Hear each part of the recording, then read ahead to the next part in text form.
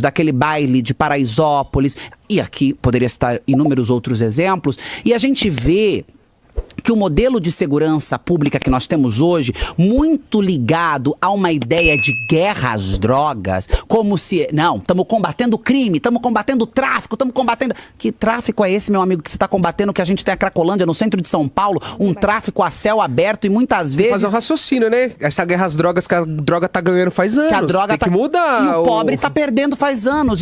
Porque não é uma guerra às drogas. É uma guerra à favela. As drogas. As drogas. Ô, Érica, você tem algum probleminha com plural, né? Você tem algum probleminha com as drogas. Guerra às drogas. Tá. Continua, por favor. Guerra à periferia, é uma guerra ao corpo negro. Porque quando a droga tá na Faria Lima, quando a droga tá dentro da política, ninguém guerreia contra ela. Ninguém luta contra ela. A gente tem aquela imagem icônica do processo de impeachment da presidente Dilma, que um senador sacudia um saquinho branco dentro do Congresso Nacional. Ninguém sabe, ninguém viu, ninguém... Porque será que é Vamos mesmo lá, um menino... Eu vou falar. Ninguém viu. Ela citou Paraisópolis, né? Ela citou Paraisópolis. Eu vou te falar, ó, Érica, qual que é o problema da segurança pública hoje? A gente tem o crime organizado, que tomou muito espaço no Brasil, principalmente facções como o PCC e o Comando Vermelho. Nós, do MBL, fomos os primeiros a falar que a gente precisava declarar guerra ao crime organizado, que a gente precisa instaurar o direito penal do inimigo. Por quê? Porque bandido tem medo de cadeia. Bandido tem medo de punição. O que a gente tem hoje no Brasil é uma sensação gigantesca de impunidade. E isso se dá muito por quê? Pela normalização do crime. Como que veio a normalização do crime? Por meio dos porta-vozes do crime organizado. Quem são os porta-vozes do crime organizado? Os MCs que cantam sobre isso. E esses MCs, eles cantam sobre a vida na favela como se fosse algo glamouroso, como se fosse algo bonito você ser bandido, como se fosse algo bonito você ser criminoso organizado, como se fosse legal você ter dinheiro roubado, de lavagem de dinheiro e matar policial, não sei o... Tem 1 milhão de músicas que falam sobre isso. E esse tipo de música normaliza esse entendimento na cabeça da população, que infelizmente é a população que vive mais marginalizada, por exemplo, como você falou na favela do Paraisópolis. A favela do Paraisópolis, ela tem uma coisa lá que chama Baile da 17. O Baile da 17, ele inclui inúmeros jovens, bebendo, usando droga, fumando, fazendo sabe-se lá Deus o quê, de noite até de manhã. Só que o Paraisópolis tem também, sabe o quê? Pessoas que acordam cedo para trabalhar. Que muitas vezes pegam mais de um transporte público. Que pegam trem, que pegam ônibus, que tem que andar. E o que acontece? A polícia simplesmente não pode entrar ali. Porque é um lugar comandado pelo crime organizado. E isso não só aqui. No Rio de Janeiro também tem muito isso. Muito mais ainda que São Paulo. E aí, o que acontece? Quando a gente chega para vocês e fala assim... Olha, nós temos que fazer essas pessoas pararem de cantar essas músicas e normalizar esse tipo de coisa, porque isso faz mal para a população. Vocês acham que a gente está sendo ruim, que a gente está, ai, não, coitado, ele é uma vítima da sociedade. Não é uma vítima da sociedade, ele é um porta-voz do crime organizado. Ele tem que ser preso pelo resto da vida dele. Ele não tem que ver a luz do sol, ele não tem que receber saidinha, ele não tem que receber visita. Ele tem que ficar preso para sempre. Ele e toda a cúpula que comanda o crime organizado. Porque esse é o maior câncer que a gente tem no Brasil hoje. E aí eu acho muito legal, porque assim, vocês, ao contrário da gente, vocês acham bonito glamourizar a cultura da favela. Eu não acho bonito glamourizar a cultura da favela. Eu não acho legal a pessoa não ter acesso ao saneamento básico. Eu não acho bonito a pessoa morar num barraco. E aqui é uma coisa que a gente tem que deixar muito claro. Quando a gente fala que a gente é contra a favela, a gente não está falando que somos contra as pessoas da favela. Nós estamos falando que nós somos contra a cultura da favela. E que essas pessoas que moram lá precisam sim ter acesso à saúde de qualidade, à educação de qualidade e à moradia de qualidade. É isso que a gente quer. A gente quer que essas pessoas tenham dignidade para viver.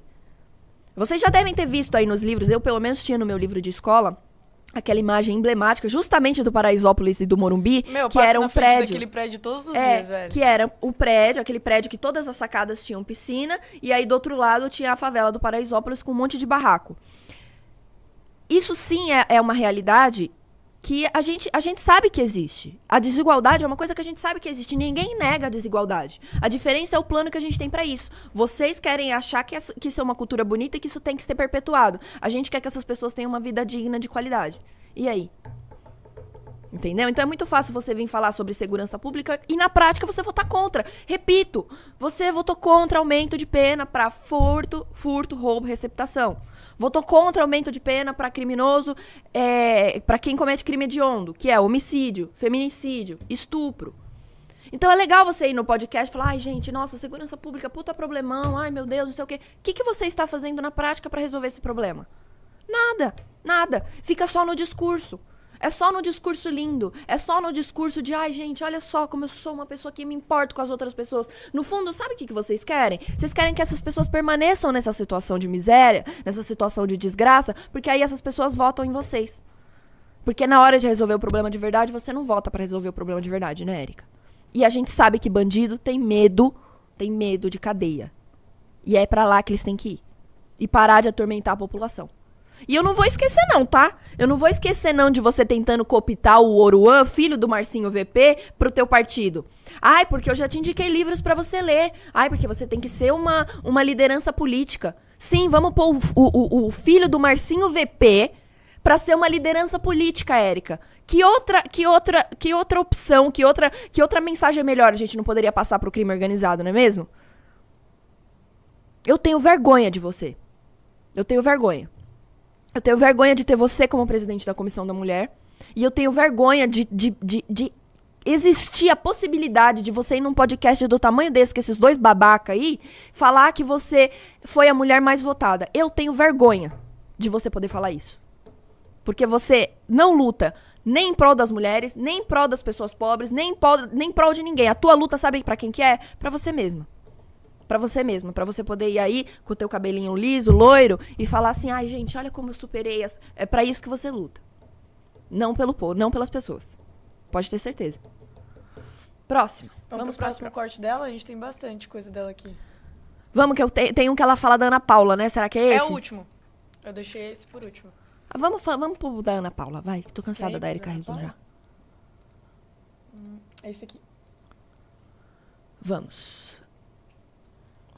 Deixa eu voltar e colocar na tela. Dá like na live aí, meus lindos. Eu nunca fui BBBzeira. E esse BBB eu queria assistir. Tem a Ana Paula Renault, nananana, que a gente espera que ganhe, que seja campeã. Não sei se é hoje, se é amanhã, mas, gente... Acho que é hoje, né? É hoje já? Já acabou? Se não acabou, vota na Ana Paula, Vai por favor. Eu nunca fui BBBzeira. E esse... Gente, assim, salvo engano, essa Ana Paula ganhou, né? Ganhou. Eu não sei se vocês lembram, eu nunca assisti BBB, nunca fui muito de acompanhar, mas eu me lembro que essa Ana Paula, ela foi expulsa do BBB porque ela agrediu uma outra pessoa. Inclusive, essa outra pessoa que ela agrediu era um homem. Ela empurrou, bateu nele, enfim, sei lá. Ela foi expulsa numa edição anterior porque bateu nele. E aí ela veio nessa edição com um discurso hiper... sabe, aquele típico discurso da pessoa que é a pessoa rica do Leblon, que é super consciente da minha classe social e dos meus privilégios, lutando pela igualdade, pelas pessoas. Ela veio com esse discurso e isso basta para que a Erika Hilton vá aí por um programa pedir para que ela ganhe o BBB. E ela ganhou, de fato, o BBB. E assim, pra mim, claro, eu não gosto de BBB, mas eu entendo que é uma coisa que o brasileiro assiste. O brasileiro consome, é uma coisa que gera muito entretenimento pro Brasil.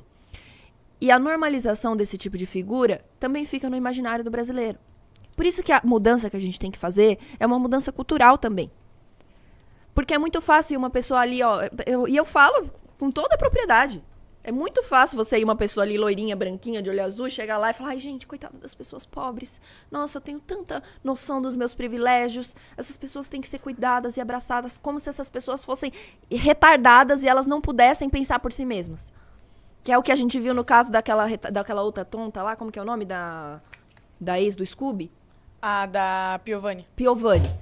Ai, meu Deus, porque como que uma pessoa preta pode pensar por si mesma e ser de Isso direita? é claramente racismo. O Paulo Cruz Isso soltou é um vídeo sobre claramente isso. racismo. Incrível. Mas assim, pra eles não. Pra eles estão sendo o máximo. Então, assim, é muito sintomático do Brasil que a gente vive. A Erika Hilton com esse cabelinho loiro e no Podpah, que infelizmente é um dos maiores podcasts do Brasil, pedir voto pra Ana Paula Renault, que foi expulsa do BBB por agredir outra pessoa, só porque ela tem um discursinho feminista e social aí, quanto às pessoas pobres e oprimidas. Então, assim, é muito sintomático do Brasil que a gente vive hoje. Uma pessoa que nunca passou por aquilo ali querer cagar regra. Enfim. Cara, e isso é claro racismo, velho. A galera só esconde porque ela tá aparentemente lutando pelos negros. Porque não é nem porque ela aparentemente está lutando, ela só fala que está. É, exatamente. Ela só fala. Exatamente. Mas as coisas que ela fala é tipo assim, você tá impondo um jeito, uma fala, uma posição política de uma pessoa por ela ser negra. Isso é claramente racismo, velho. Óbvio, óbvio. Tipo assim, com que propriedade eu vou olhar pra uma pessoa negra e falar assim, gente, como assim? Você é negro, você tem que ser de esquerda. Exatamente. Eu tenho que falar como a pessoa pensa agora? A pessoa não pode pensar por si mesma? Mas enfim. Enfim. Gostou do vídeo? Não esqueça de deixar o like, se inscrever no canal e ativar o sininho para receber as notificações. Nos vemos no próximo vídeo.